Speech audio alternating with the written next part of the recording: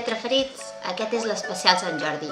Arriba el mes de maig, coses que passen, ja sabeu.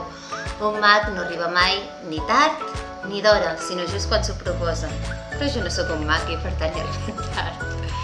En fi, el primer de tot el que us vull ensenyar és dels llibres que ens vam comprar. Començo pels meus, com no, i us porto dos llibres, són la primera i la segona part de El Archivo. La segona part es diu El Vacío. Quan us l'hagi llegit us en explicaré moltes més cosetes. De moment us puc avançar que és una autora de la qual ja he llegit coses de fantasia, sobre mons paral·lels, etc. I en aquest cas me va sorprendre molt com es plantejava la història, en què un lloc en què és una biblioteca i cada llibre és la vida d'una persona. I aquest plantejament em va encantar. Malgrat tot, sé que és la seva primera novel·la, i com sempre sol passar en les primeres novel·les no solen estar al nivell d'escriptura que les posteriors, però vaja, que en tinc moltes ganes de començar-la a llegir. Així de passada també us ensenyo el llibre, aquest no és meu, sinó que és el que vaig regalar jo per al meu home, que és aquest, 6-4, és un thriller, una obra japonesa, té molt bona pinta, barreja tant la vida personal de l'inspector com el cas que està investigant, i com veieu es tracta d'un best-seller internacional, té molt bona pinta i espero que un cop ell l'hagi llegit ens el passi. Doncs bé, he estat pensant moltíssim de què podríem parlar en aquest especial de Sant Jordi, perquè el més normal seria parlar de quins són els llibres que més s'han venut o els llibres que més esteu esperant de cara del 2021, però potser això és com molt típic i esteu molt acostumats a veure'l. Llavors, se m'ha acudit, en lloc d'això, plantejar-vos 3 llibres que em van fer acostar al món de la literatura. Són llibres que vaig llegir quan era petita, parlo de petita tenint 10 anys, 12, una mica abans, segurament 8, i bàsicament d'aquests en remarcaré 3. Segurament podria parlar-vos de molts més llibres, però justament aquests són dels que més recordo, per alguna cosa serà. El primer del que us vull parlar era un recopilatori que em van regalar els meus pares, era el primer llibre que tenia que fos bastant gruixut, malgrat tot tenia dibuixos, que és el llibre dels contes dels germans Grimm. Amb aquest llibre vaig descobrir un món nou. Fora dels contes de Disney no havia llegit cap conte en què s'assemblés tant al món real, i em direu com pot ser això. Heu llegit mai els contes dels germans Grimm? Realment tenen molt poc a veure amb el que entenem avui en dia per un conte infantil, les conseqüències són molt reals i aquestes històries tan macabres, tan sinistres, que realment sí que serveixen per ensenyar als nens què es pot fer i què no, em van impactar moltíssim i al final el que recordes d'un llibre és si t'ha impactat més o t'ha impactat menys. Aquesta seria la primera de les lectures i penseu que els rellegia una vegada i una altra. Arrel d'això va ser quan em vaig plantejar quines eren les històries reals a darrere dels famosos llibres de Disney, darrere de la Bella Dorment, darrere d'Aladí i darrere de la Sireneta, etc. I vaig agafar bastants traumes a mesura que vaig anar descobrint els contes que hi havia al darrere, els contes tradicionals que Disney va ensucrar. Si voleu algun altre vídeo en podríem parlar amb més detall, però en tot cas aquest seria el primer llibre que me va marcar. Després em van regalar el dels contes de Christian Andersen, em va agradar molt, però ja no va ser el mateix xoc que em van produir el dels contes dels germans Grimm. El següent llibre que us volia comentar va ser un llibre que és curiós, perquè segurament no m'hagués atrevit a llegir si no m'hagués posat malalta. I és que jo cada divendres, quan sortia de l'escola, anava a la biblioteca, jo soc de Ripoll, i allà hi ha la biblioteca Lambert Mata, que ara la veiéssiu, està estupenda, molt moderna, un espai ampli, perfecte. Quan jo hi anava era molt més petita, era un edifici molt més antic i estava molt separat el que era literatura infantil i juvenil i la literatura per adults. I evidentment, en teoria no podíem anar al sector de literatura per adults, estem parlant de jo que tenia uns 10 anys o així, i els llibres que em feien gràcia de la secció infantil i juvenil ja me'ls havia llegit, no tenia ganes de llegir allà, volia anar a la secció prohibida, una mica com la biblioteca de Harry Potter. El cas és que a la bibliotecària no li feia gaire gràcia que anés allà i ja me coneixia i sempre vigilava que no me colés, però vaig aconseguir colar-me alguna vegada que altra. I això va ser que vam anar al cap de setmana, havíem vist amb els meus pares una pel·lícula que em va agradar molt, que era El Comte de Montecristo. I curiosament jo no sabia en aquell moment que era un llibre ni res, però donant voltes per la biblioteca prohibida vaig descobrir un supertotxo, així gros, que em feia mitja por que posava el Comte de Montecristo. I vaig pensar, ostres, que guai! Fins llavors estava convençuda que els llibres per adults eren simples llibres de teoria, com una enciclopèdia o com un llibre de col·le. No m'havia plantejat mai que els llibres d'adults expliquessin realment històries. Era una nena petita, què voleu que hi faci? Era el que jo pensava. I vaig decidir començar amb aquest llibre, El Comte de Montecristo. El que passa és que era tan i tan gruixut per la meva edat, és que estem parlant d'un volum important de pàgines, que me feia molta por començar-lo. I llavors sabeu què va passar? Casualitats de la vida. Vaig i agafo la varicel·la. La varicel·la vol dir 10 dies confinats, però en aquell moment no en dèiem així, sinó 10 dies tancats a casa. No tenia res a fer, estava avorridíssima tot el dia, ja era prou gran per quedar-me sola a casa, però no tenia res a fer.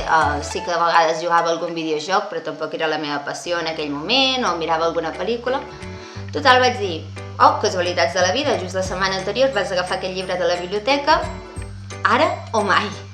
I vaig començar a llegir-lo, vaig entrar dintre les pàgines i em va fascinar. Però em va fascinar d'una manera molt més que la pel·lícula, però molt més, no sabria com explicar-vos-ho. No arriba a l'extrem de l'endolçament de Disney, però el personatge del Comte de Montecristo em va fer descobrir un món nou. Després ja vaig arrencar a partir d'aquí amb els Tres Mosqueters, etc. Però la història del Comte de Montecristo et feia posar la pell de gallina. No sé si alguns de vosaltres la coneixereu, us en faig quatre línies per si no n'heu sentit a parlar mai. Es tracta del comte d'Antès, que s'ha de casar, està a punt de casar-se, ell és un jove molt prometedor, amb un futur perfecte per davant, està enamoradíssim de la seva promesa, té tot el que voldria a la seva vida, i de cop i volta es troben enmig d'una trama i el declaren culpable d'uns fets que ells no ha comès, però senzillament se l'intenten treure de sobre i carregar-li el mort, i justament ho aconsegueixen. Hi ha una traïció política per darrere i ell n'és la víctima, sense saber-ne res l'acaben inculpant. I acaba sent tancat en una presó terrible de la qual no se'n pot sortir, que és una illa al mig del mar. I en allà és on arriba a conèixer un company de cel·la, que és qui l'instruirà i qui li explicarà els passos per arribar a un tresor. Ell al principi es pensa que aquest company està completament boig i que no en traurà res en clar de parlar amb ell, però mica en mica descobreix que és un gran savi, que és un geni, i aquest company li va explicant filosofia, ciències, matemàtiques i alhora com comportar-se en societat, etc. Mica en mica ell s'obre, li explica la seva vida i entre els dos van descobrint què ha passat i com ha acabat a la presó. I a partir d'aquí comença la millor història de venjança que s'ha escrit en el món mundial, almenys fins avui en dia. I és que ordeixen un pla per sortir de la presó i es converteix en un personatge de ficció que no existeix, que aconsegueix venjar-se de tots aquells que l'havien ficat en la trama. Fins i tot en la pel·lícula la venjança és una mica més suau que la que és en el llibre. El personatge del llibre es veu ben bé com, a causa de tot això que li han provocat, un personatge que era blanc, que era pur, que era llum, s'ha convertit en un personatge maquiavèlic. Però, no us puc dir res del final, que ara ja anava a dir el final. Res, que ja s'acaba. Anem a per al tercer llibre. El tercer llibre és un llibre que jo crec que ha enamorat a moltes persones.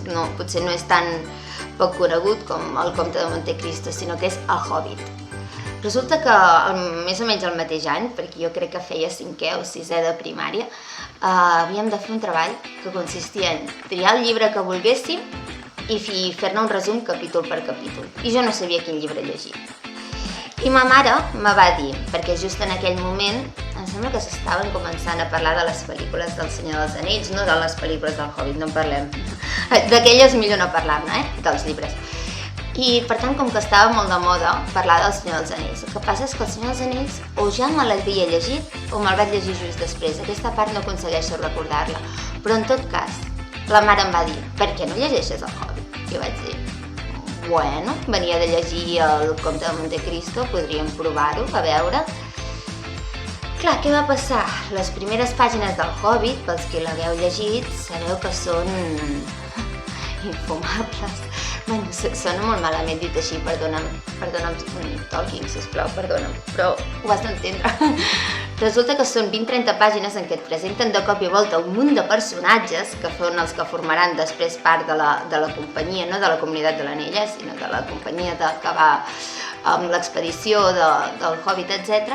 I clar, aquests personatges alhora te'ls presenten a l'estil del Senyor dels Anells, això, soc Aragorn, hijo de Arathorn, nieto de i acabes perdudíssim. Les primeres 20-30 pàgines en les que t'intenten situar en aquest món són una bogeria. Què és l'únic que te salva d'aquestes primeres pàgines?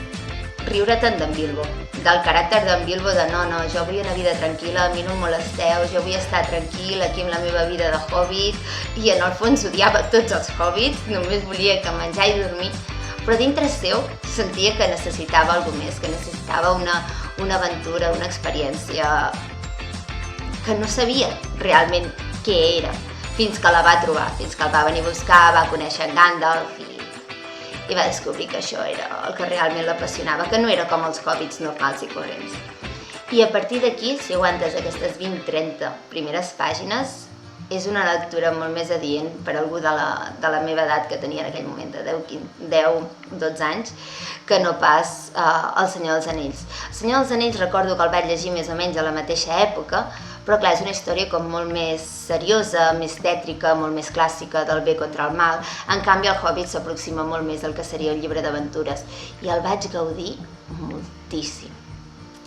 Per tant, nois, senzillament volia presentar-vos en l'especial Sant Jordi gravat al maig aquests 3 llibres que m'han marcat. Començaríem per això, els contes dels germans Grimm, que crec que és el que vaig llegir de més joveneta i que em va fer plantejar tot l'origen dels contes tradicionals. Jo valoro molt el que és el conte i la literatura tradicional. Després passant pel Comte de Montecristo, que hi vaig arribar justament a través d'una adaptació cinematogràfica i em va fer plantejar tota la diferència entre les pel·lícules i els llibres, i va ser on vaig descobrir, ostres, les novel·les per adults no tenen per què ser el que jo m'imaginava, no són llibres que siguin avorridíssims i pesats i tractats de filosofia, no sé què m'esperava exactament. I finalment el Hobbit em va fer descobrir la literatura fantàstica i tot el que es podia créixer, tot el que podia créixer un món de fantasia creat per un autor. Em va obrir les portes a un lloc que no m'esperava. Ja em perdonareu, aquest vídeo em posa una mica nostàlgica, evidentment, parlar de tot això. D'aquí una salutació a la Biblioteca Lambert Marta, que va ser la que em va haver d'aguantar en els meus primers anys de lectora, escapant-me a la zona de la biblioteca prohibida, etc. I espero que us hagi agradat. Sisplau, comenteu-me vosaltres quins van ser els llibres que us van fer canviar la visió que teníeu de la lectura, que us van fer descobrir aquest món, que us van fer dir ostres, realment m'encanta llegir. Què és això? Em vull saber més, necessito saber més històries. Quins són els llibres que us van provocar aquesta sensació? Dit això, nois, ens veiem. Espero que me seguiu a Instagram. Sabeu que vaig penjant cosetes i també les excuses que vaig trobant per no penjar vídeos amb la regularitat amb la que ho hauria de fer. Perdó. I a Twitter on vaig també fent promoció, explico el que vaig llegint. Ara suposo que aviat em posarem els llibres de Sant Jordi, si la feina m'ho permet. I dit això, nois, llegiu molt i que vagi molt bé. Adéu, lletraferits!